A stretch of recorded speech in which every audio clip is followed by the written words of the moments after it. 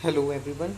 Today we are going to study about disseminated intravascular coagulation DIC. As the name suggests, it's disseminated means widespread. Intravascular means it is occurring within the vessels and coagulation means coagulation is happening. What is definition of DIC? In disseminated intravascular coagulation, abnormal clots are formed inside blood vessels. These abnormal clots which are formed inside the blood vessels, they will use the blood clotting factors. Because of the use of blood clotting factors, there will be deficiency of these factors at other places, which will lead to bleeding in other places. DIC results in consumption and utilization of coagulation factors like factor 5, factor 8, fibrinogen and platelets, and these consumption will lead to their deficiency, which in turn will lead to bleeding.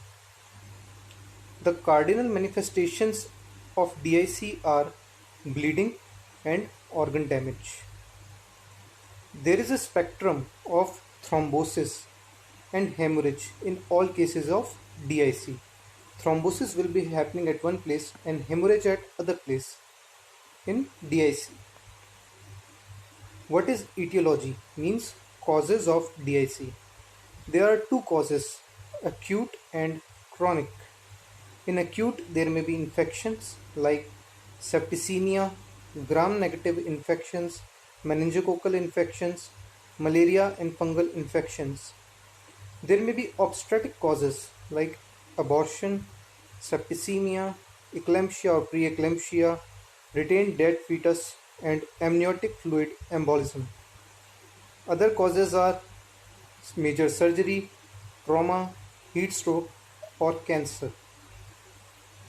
The chronic causes of DIC are malignancy and abruptio placentae. What are the clinical features of DIC? If DIC is happening, it will lead to dyspnea and respiratory failure by involvement of lungs. By involvement of brain, it will cause convulsions and coma. When it will involve the heart, it will lead to progressive cardiac failure and shock. It will involve kidneys and will lead to oliguria and acute renal failure. The microvascular thrombosis in DIC can lead to multi-organ failure, and it involves lungs, kidneys and central nervous system mainly.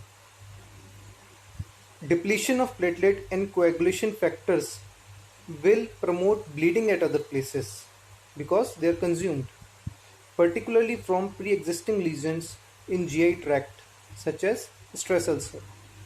They may lead to bleed. What is the pathogenesis of DIC?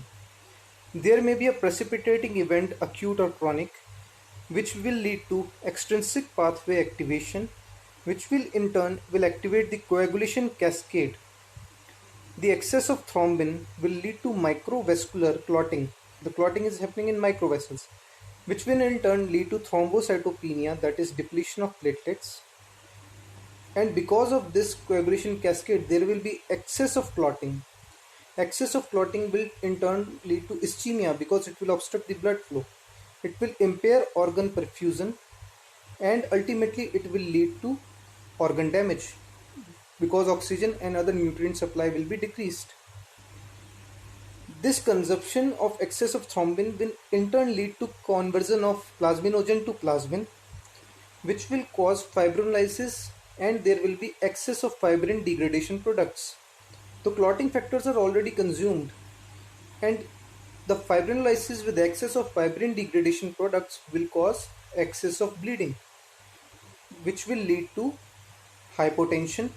It may also lead to shock and increased vascular permeability. As you can see in this image, schistocytes are seen.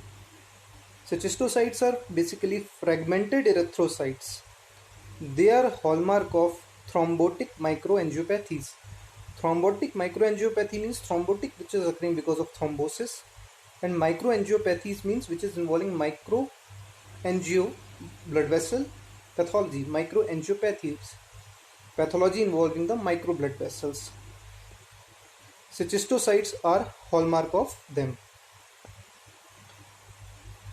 In investigations, we will see that cystocytes are present, platelets are consumed, so they will be low, ESR will be low, INR will be increased, activated partial thromboplastin time will be prolonged, there will be low levels of fibrinogen, and D-dimers will be elevated. How will you manage DIC? There is no specific treatment for DIC other than supportive care.